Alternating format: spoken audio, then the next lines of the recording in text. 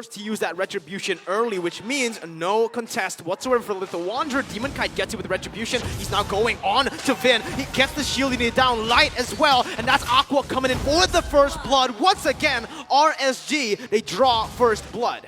Yeah, the aggression paying off right now in the early game. Can they keep it up though? Trying to contest the jungle here. Albert taking a lot of damage, forced to back out, but so is Demon Kite. This is a battle to the end here. Demon Kite forced to back away in the end. Thank you for your patience. We promised you a pretty insane match. And guess what? Right from the get-go, the aggression coming from RSGPH just popping off as of yet, because this is going to slow down Albert's composition. And my oh my, this is a jungle Julian. It is a jungle Julian, and it's actually Light who picks up the orange buff. We've seen this so far in this tournament, right? When we are seeing this Julian in the jungle, he usually gets bullied in the early stage of the game, especially in his own buffs. Finn, though, he's looking for something. Aqua dashes forward. Albert looking for the play with the sword play, with the scythe as well. Light locked down. He's trying to run away here. Doesn't have the flicker. Will be taken down. And RRQ, they equalize. They put the kill onto Albert's hands. This is a very interesting approach of RRQ's composition. They're playing the slow strategy really well, taking advantage of the slows coming from Eve and parry out with the enhanced scythe to deal so much damage. And I don't think they were able to escape that, and that's pretty much a downside for Light. However, a skirmish is about breakdown on the first turtle. Yep, on the turtle here, they're trying to get, but it's gonna be Albert securing the first one for themselves, going the way of RRQ Hoshi. So RSGPH trying their best to keep up in the early game here, but still RRQ coming on top. What a retribution by Albert there. That was amazing. Aqua actually took the bloody hunt here, so he is looking for a pick. Up top as well, that's Iman taking that gold buff away. So you can see, even though RRQ looking for a fight here onto Nats, that's a gank here. Albert will just go for the gold buff. I think it was Nats who actually initiated that by, he saw Albert taking the gold buff, he's like, no. It's mine. I get it. It's mine, but he doesn't get it. Yeah, but at the same time, let's talk about the bloody hunt coming in from the Valentina. I feel like the biggest target that he can catch right now is Skylar, considering how mobility is. But you can see Skylar, he's going to make a run for it, but instead, here comes the bloody hunt on towards the Vin instead. And that's going to be Franco downside, but real elimination comes in. Skylar finally re-engages, knowing that the bloody hunt is down. He does do a little bit of scaring tactics, but Demon Kite is not letting him off the hook as of yet. Can he actually go in for the force fight? Albert is going to be in the vicinity to help the position, but RGPH, they have to back out, because as of yet, Iman doesn't care. He is going to focus on the gold buff instead. Bottom side though, R7 gets a solo kill there onto Nas. Even though Nas on the Thamus is supposed to be a bully, but instead it's going to be R7 getting the lead here. He is one level ahead and now topped with that extra kill as well. It's definitely going to help him rotate to other lanes and be able to put on more pressure. So far it's been a pattern, right? When you pick a bully in lane, you're the one who gets solo killed. That happened to R7 in game number 1, and now it's happening to Nats in game number 2. So I guess don't pick the bullies, but right now RRQ, they're actually equalizing the goal little by little. RSG Philippines, they still have that gold lead, 300. Very close though, and this is going to be the setup for the turtle for both teams. R7 once again in that bottom side. This is what he usually likes to do. He just goes for the clear onto the minion so that he can help his team participate in the next neutral objective fight, which is right now. Yeah, and R7 also, he doesn't really care, right? He's one level ahead, he's got the sustains, but it's more about objectives right now and clearing those days. And as of yet, RG, they have control of the turtle. Albert looking for the steal, and here comes the payload links. Yeah, gets onto Light, and it's gonna be the real manipulation coming down, but now RSG, they aggress onto Clay here. He's trying to run, but stunned out by the perfect match. Nowhere for him to go. And again, RSG, they get the lead in 2 kills. They pushed the pace. That was a really clean team fight. They know that they have the pressure here. And that's actually Demon Kite who takes the orange buff once again away from Albert. This is huge for RSG. They're shutting Albert down in that early stage, and they're making him a non-factor here in the next few minutes. Iman has actually also swapped into that mid lane to just soak in a lot of that turret gold. Yeah, RRQ as of yet, they understand that they've got a very risky pick-off potential, right? Their composition relies on just single target, I would say isolation fights rather than the full-fledged team fight. You see how RSG PhD forced the bait onto an RRQ. The moment the failing comes in, they can't exactly do anything about it, and they have to play this very safely. But because of this, RSG, they are going to take the lead and completely bully out objectives. Meanwhile, on the minimap as well, you can see R7 is trying to take some sort of aggression from RGPH by just pushing out the waves. exactly what they're doing now, and both of the teams are in this mid lane trying to contest as much as possible. RSG though going in with the Fatal Links onto Clay. He's gonna get stunned out. The real manipulation comes out as well to zone out the members, but the Reverse Bloody Hunt onto RSD shuts down Demon Kite. Light goes down as well, and the next to go is Aqua. Nasto, he's gonna pay for his price potentially here as he zones out 2 members of RSG. They trade out 3-1. RSG PH. RRQ actually getting the advantage there. I thought for a second that RSG was going to be the one winning out in that fight, but again, it's going to be R7 jumping onto Nats, looking for a solo kill. Nats running away. Albert going to stop him there and picks up the killing spree for himself. They equalize back. It is 5-6. Equalized goal, and Skylar in that bottom side needs to be careful here. Light positioning really well. They're going to go for the catch. Skylar trying to run away. Light with the perfect match now, trying to just go and sandwich him down. Aqua's here as well. Goodbye, Skylar. It's Aqua with a kill. 6-6. RSG back. A little bit too greedy in that place, but RRQ, they will salvage the situation by taking the turtle up top. Meanwhile, let's talk about how that fight went down early on. RCPH, not exactly sure what they were thinking with the engagement with Light setting up with the Fatal Links, but Win was able to set up a hook down to his tier 2, which isolates the complete fight. But as of yet, now he's going to be isolated in this fight, forcing the issue as of yet. RG going to be able to come on top with that pickoff.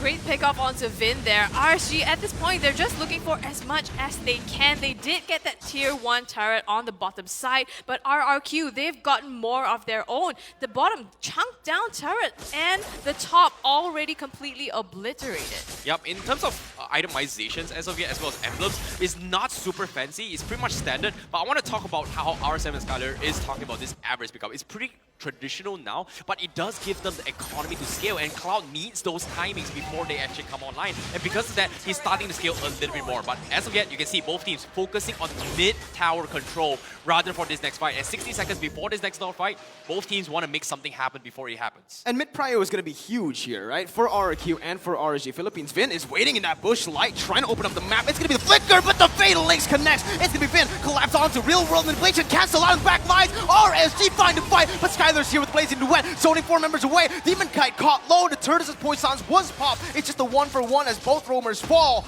Again, very equal. This is what we like to see. 8-7, and it's literally just so even.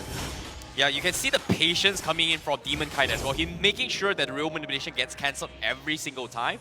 But at the same time, it's the same to be said coming in from Clay. But on the top side, what? Albert, he got the kill on that, and that is huge. 18 seconds before this next lot. This is prime position for RRQ to actually force the issue. Yeah, looking at the items, Skylar already has, I think, 2 complete items there in his build. So he's going to start dishing out some damage, and you definitely don't want that coming out. RSGPH, do they have an answer in the late game? Because yes, they have Iman, they have the damage coming from him, some coming from Nas as well as Aqua, but compared to RRQ Hoshi, how is that looking? Oh, this is a bait coming from RRQ Hoshi. They just got a big item power spike coming from play. The Ice Queen's one out with Yi means there is just so much spell potential, but of course, as long as he doesn't get cancelled on a real world manipulation. So that's going to be a risky play coming in from RGPH to contest this, but RQ seems like they might consider the issue because the Lord is going to be focused as of yet. Yeah, and RSG are the ones first on to the Lord here. Vin is going to try to zone Aqua away. Real world manipulation there going to be popped. And that's going to be Albert looking for... Oh, Clay! He steals the Lord! What? Albert's going to lose his life. Vin with the hook! He connects it onto life. The Blazing to the backside, but it's going to be Iman with a good shutdown. He gets shut down as well. Both teams just trading here and there. It's a double kill. 2 for 2. Vin running away. Nats taking low. Clay trying to counter around. SR7 joins in. Nats taking very low. Clay survives. No. A triple kill Clay. for R7. Clay Run. still running away. Demon Kite trying to find the kill. He still survives. Vin goes in for the hook. Demon Kite locked down. R7 is getting that Maniac unofficial. But wow, what a fight. Oh my goodness, Clay on that. If he's positioning with the real world manipulation on the top terrain of that Lord Pit, just not allowing RSGPH to catch him off guard, and because of that, he's got free range usage of the Ice Cream Wall, and on top of that, the sidestep to dodge the shield unity.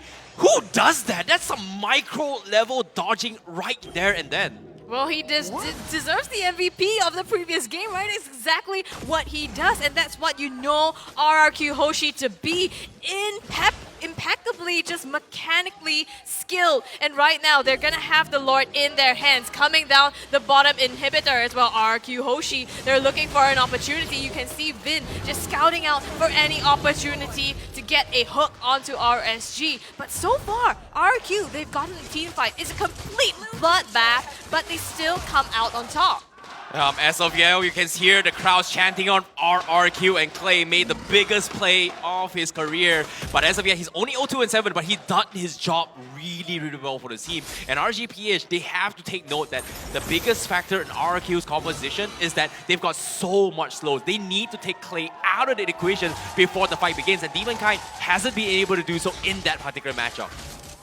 Yeah, so far looking at the players go, R7 is actually sitting at the top of the charts. I think he had 6 kills, if I'm not wrong, to his name already. So RQ Hoshi, even though it looks like they have to wait to the late game to scale, they've cut short this timing by so much.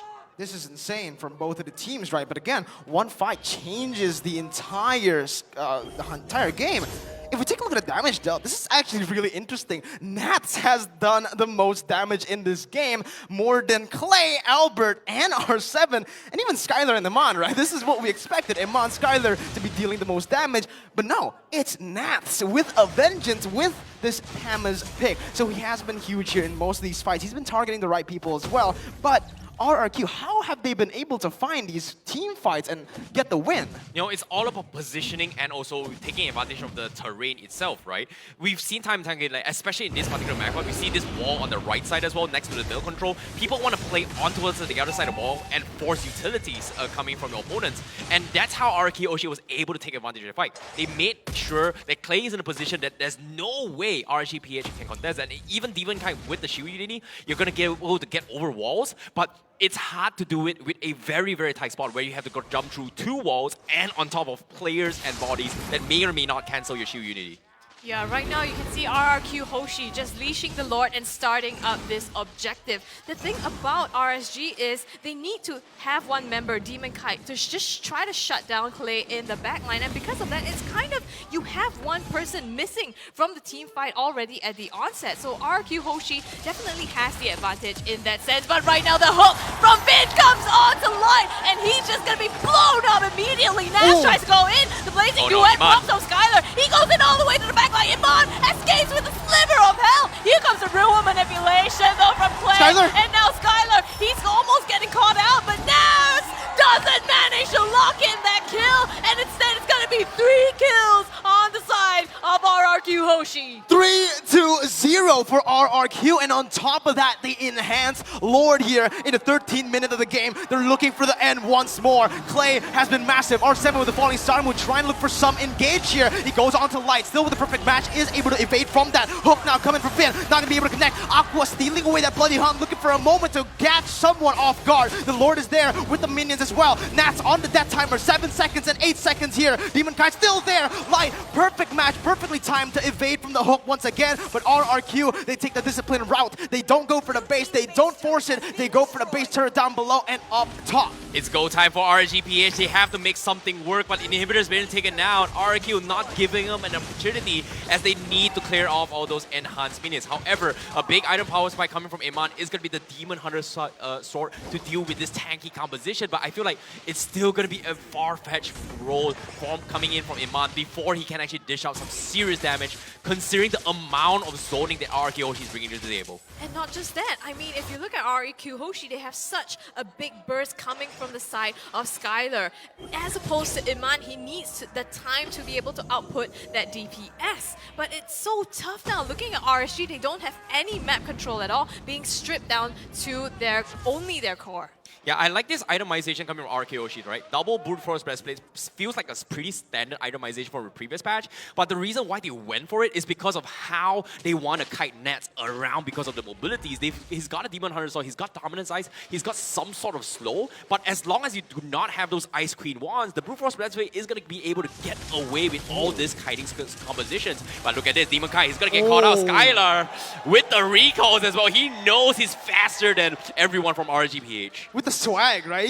He basic attack, got Demonkai low, and popped back with Battle Mirror Image. But you're pointing at something here, Scrubby, that VHS, particularly from this Tamas. We've seen it a few times now in this tournament, and that's why he's been dealing just so much damage in these team fights. Actually, more than Iman, more than the Valentina here from Aqua. That's also, it's just been really solid, but the thing is, he lacks that gap closer. Once he used that first ability, once he used the second one as well for the dash to follow it up, that's it. You can't really chase onto Skylar. It's going to be tough to chase Clay with the Purify as well. Yeah, that's the thing about the Ice Queen ones as of yet in terms of Spellvamp, right? Spellvamp is sustained is great, but hold that thought for now. Wait a minute.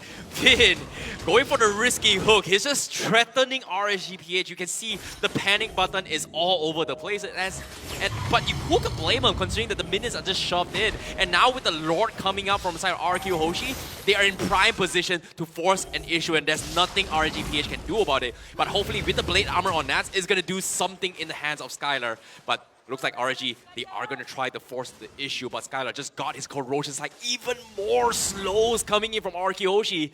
Oh, this is tough to get away, especially coming from RGPH. Definitely is. I mean, you basically on the side of RSGPH, they have to walk up to RRQ if they want to engage. And when they go in, it's all dependent on that Fatal Links. But RRQ, they do have to Purify. Another hook coming in from Vin. They're trying to engage her. Light is already falling low in the backline. Vin getting some, but a Fatal Link manages to engage. But look at RRQ just diving in all the way to the backline. Iman in some trouble. They lose Iman, the damage dealer. They lose 3. Demon Kite, you get the Lord, but at what cost? You have been completely run over by RRQ Hoshi. Only Aqua left here. What can he possibly do?